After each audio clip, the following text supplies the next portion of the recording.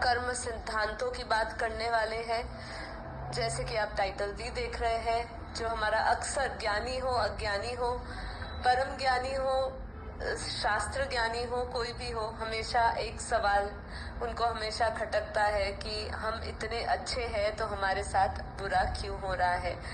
हमारे भी भाई बहनों में कुछ ऐसे हैं जो अभी ज्ञान में बहुत ही नए नए जुड़े हैं, ज्ञान में परिपक्व नहीं हुए हैं। उनका भी ये सवाल होता है कि मैं तो सब अच्छा ही करती जा रही हूँ, तो भी मेरे साथ अच्छा क्यों नहीं हो रहा, मुझे परमात्मा की हेल्पलाइन क्यों नहीं मिल रही है। तो इसमें बहुत सारी बातें आज हम करने वाले हैं, जिसमें हम कर्म के सिद्धांतों की बात करेंगे, कर्मों के बारे में बात करेंगे और कुछ एडवांस लेवल पे भी समझेंगे, जो बापूजी ने एक वीडियो में भी बताया है। बापूजी की एक वीडियो है जिसमें बापूजी ने बताया है कि बुरे लोगों के साथ अच्छा क्यों होता है और अच्छे लोगों के साथ बुरा क्यों होता है। उसका भी एक सूक्ष्म कारण बताया, जिसमें कर्म का कोई नियम नहीं आता है तो भी उनके ही कुछ स्वभाव के कारण उनके साथ बुरा होता है। तो इसके बारे में भी हम समझेंगे, क्योंकि देखिए कर्मों की गति को समझना बहुत ही कठिन है, उसको नहीं जाना जा सकता। क्योंकि कर्मों की जो गति हमें जो मिल रही है इस समय, जो हमें मिल रही है, वो कोई अनंत जन्मों की देन है, ठीक है, उसके फलस्वरूप हमें मिल रहा है। तो उसको जानना बहुत ही कठिन है, समझना बहुत कठिन है, क्योंकि ये बहुत ही सूक्ष्म बातें हैं। कई बार तो हम वो सूक्ष्म बातों को हमारी बुद्धि स्वीकार ही नहीं करती है। क्यों? क्योंकि हम जो भी है वो अभी का ही देख रहे हैं, और सूक्ष्मता में जाने की आवश्यकता पड़ती है जब भी हमें कर्मों की गति को बहुत ही ध्यान से समझना होता है। तो यही बात है कि कर्मों की गति को नहीं समझा जा सकता, लेकिन हमें प्रयास करना चाहिए कि हम कर्मों को समझें, ठीक है, जितना हो सके समझे और उसको स्वीकार करें। तो हम उससे जुड़े हुए काफी जो कॉन्सेप्ट है लॉ ऑफ कर्मा, उसके हिसाब से जो सिद्धांत है उसके विषय में भी बात करेंगे। तो देखिए, सबसे पहले तो हमें ये समझना है कि जो भी एक सिंपल सिद्धांत तो सबको पता है कि हम सभी अपने कर्मों का फल भुगत रहे हैं, ठीक है, सबको पता है इस बात का, ये कोई नई बात नहीं है, सब जानते हैं, इससे परिचित है। लेकिन जो बुद्धिमानी है वो स्वीकार करता है अपने कर्म फलों को, और जो मूर्ख इंसान है, व्यक्ति है, वो इसको स्वीकार नहीं करता है। वो हमेशा कंप्लेंट्स रखता है, क्योंकि उसको कर्म फलों को स्वीकार करने में तकलीफ हो रही है। तकलीफ बुद्धिमानी को भी हो रही है, ज्ञानी को भी हो रही है, लेकिन फिर भी वो बहुत ही पेशेंस से और बहुत ही हिम्मत से वो उसको स्वीकार करता है। हमें ये समझना होगा कि देखिए, हर एक कर्म की प्रतिक्रिया होती है, हर एक कर्म की प्रतिक्रिया होती है। That is every action have equal और ऑपोजिट रिएक्शन, ठीक है।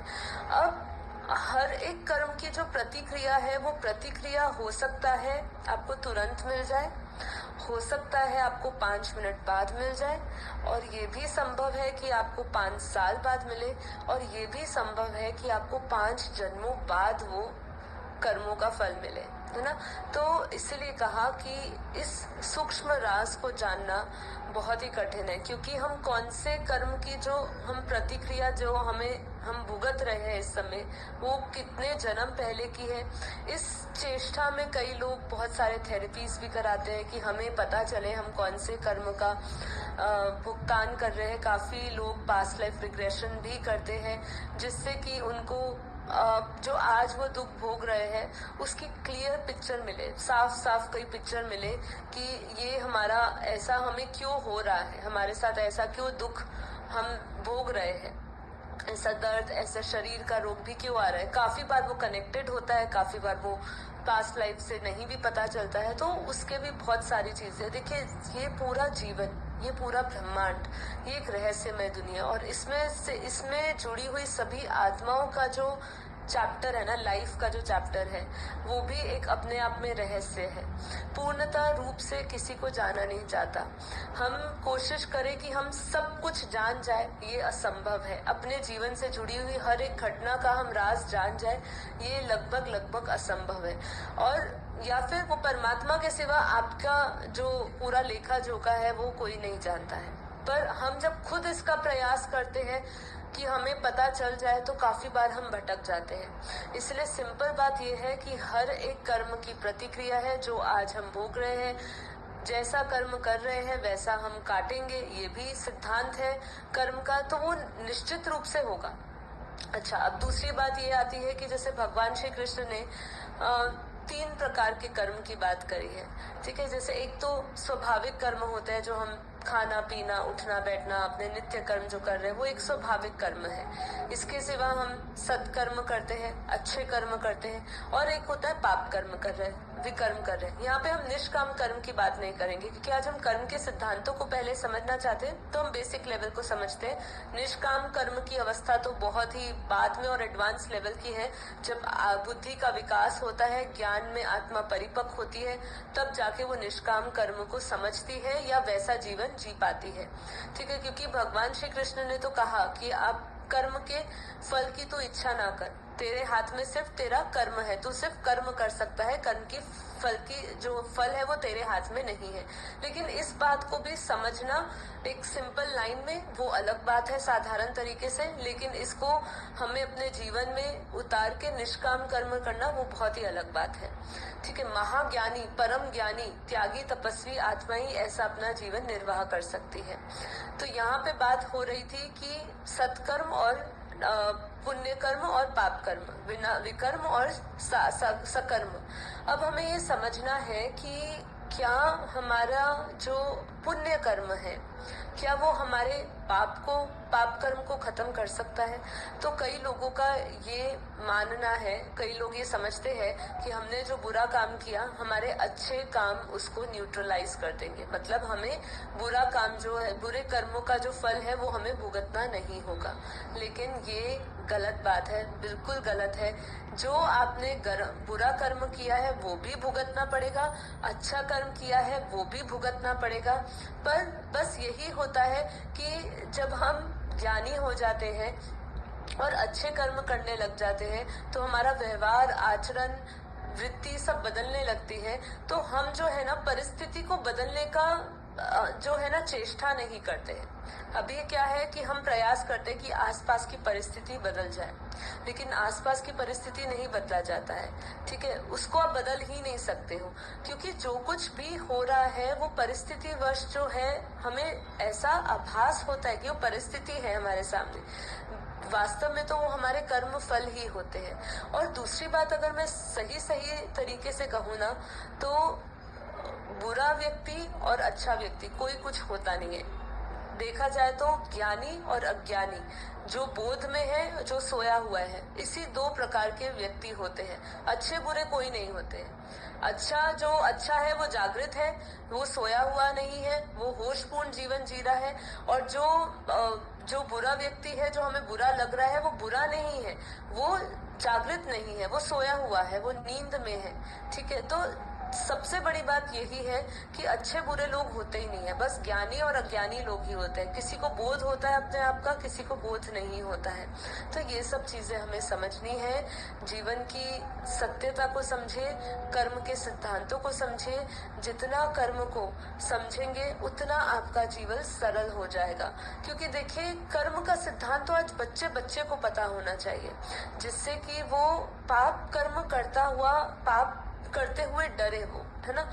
क्योंकि केवल पाप करना सिर्फ एक्शन नहीं है, सिर्फ आप स्थूल में कर रहे हो वो नहीं है। जो विचार हमारे अंदर चल रहे हैं उससे हम निरंतर पाप में डूबते जा रहे हैं, हमारे पाप की गठरी बड़ी होती जा रही है। एक बहुत सुंदर कहानी थी ना कि व्यक्ति अपना ही दुख सबसे ज्यादा देखता है कि मेरा दुख सबसे बड़ा है, तो भगवान को शिकायत करता है। तो भगवान उसको बुलाता है कि चल तू ऊपर आई हो मेरे लोक में, और अपना सारा पाप का जो गठरी है ना उसको ऊपर लेकर आई हो, तो मैं तेरा सारा पाप खत्म कर दूंगा। तो वहां जाता है तो वहां तो बहुत सारे लोग होते हैं, अपने अपने पाप की गठरी लेकर आए होते हैं। तो बस यही होता है कि भगवान बोलता है तू अपनी गठरी छोड़ दे और जिसके भी मन करे, जिसका तुझे लगे पाप कम है, उसकी गठरी उठा ले। तो वो बहुत ही दुविधा में हो जाता है, फंस जाता है कि मैं करूँ क्या। इससे अच्छा तो मेरे खुद के पाप ही उसको कम लगते हैं, और जो पाप की गठरी है, कर्मों की गठरी है, वो उसको कम लगती है, तो दूसरे की नहीं उठाता। तो देखिए, कर्म का सिद्धांत यही है कि हम अपने कर्मों को समझें, और बुद्धिमानी व्यक्ति वही है जो अपने कर्मों को समझता है। वो व्यक्ति बहुत ही जागृत अवस्था में रहता है, जो समझता है कि हर उसकी एक्ट, जो भी एक्ट उसकी है, वो एक्ट उसका क्या रिजल्ट लाएगी, और वो वही जीवन होशपूर्ण जीवन है ना। बाकी तो सब जिंदा लाश की तरह, हम बार बार बोलते हैं कि वो जिंदा लाश की तरह चल रहे हैं, है ना। जो होश में है वो अपने हर एक कर्म के पीछे जो कुछ भी उसके साथ हो रहा है उसके बारे में उसकी पूर्णता अवेयरनेस होती है। जैसे कि मैं अगर अपना उदाहरण दूं, अपने जीवन में काफी बार ऐसा कर्म होता, कहते हैं ना कि हम सभी ने अच्छे बुरे कर्म करे हैं, और जो स्वीकार कर लेता है वही बहादुर है। सबसे बड़ा सैनिक वही है जो अपने बुरे कर्मों को भी स्वीकार करता है। काफी बार ऐसा होता है, हमें बार बार यही समझाया जाता है कि ऊपर वाला आपको देख रहा है। बंद कमरे में छिपा हुआ जो भी आप कर्म कर रहे हो, जिसके बारे में पूरे दुनिया को नहीं पता, आपके नजदीक वालों को नहीं पता, आपके माता पिता को नहीं पता, आपके दोस्त को नहीं पता, आपके पति या आपकी पत्नी को नहीं पता, या आपके बच्चों को नहीं पता, लेकिन उस कर्म का जो लिखा हुआ है वो परमात्मा के पास तो है। ये एक सिंपल बात हम समझते हैं बार बार। मतलब आपका हर एक कर्म, चाहे बंद कमरे में, चाहे सबके सामने, ठीक है, आपने किसी को सबके सामने किसी का अपमान किया हो, या किसी बंद कमरे में उस व्यक्ति के साथ कुछ आपने किया हो, मारा हो, कूटा हो, या उसका अपमान किया हो, वो दोनों बराबर है, क्योंकि वो तो रिकॉर्ड हो ही गए, वो तो लिखा गया आपका कर्म, ठीक है। लेकिन क्या होता है, सबके ऐसे कोई ना कोई कर्म होते हैं जो हम किसी के साथ कभी कभी नहीं बोल पाते हैं, लेकिन आपको पता होता है कि आपने एक ऐसा बहुत बड़ा पाप किया है। ये आपकी नजर में, जब आप ज्ञानी हो जाते हो तो आप इसको समझते हो, क्लियर हो जाता है कि ये कर्म तो ऐसा मैंने करा है जिसका भुगतान मुझे करना ही होगा, और अगर भुगतान मैं नहीं भी करती हूँ, इसका कभी ना कभी तो परिणाम मेरे सामने आएगा ही, ठीक है। अब होता क्या है कि आप उसको, जब कोई आपके जीवन में ऐसी घटना घटती है, और फिर अगर आप उसको रिलेट कर पाते हो कि मेरे ऐसे कर्मों की सजा मुझे ये मिली है, तो आप क्या करते हो, आप अपने इस कर्म के फल के साथ, जो बुरा कर्म का जो आपको फल मिला है, उसके साथ आपका एक हार्मनी बन जाती है ना।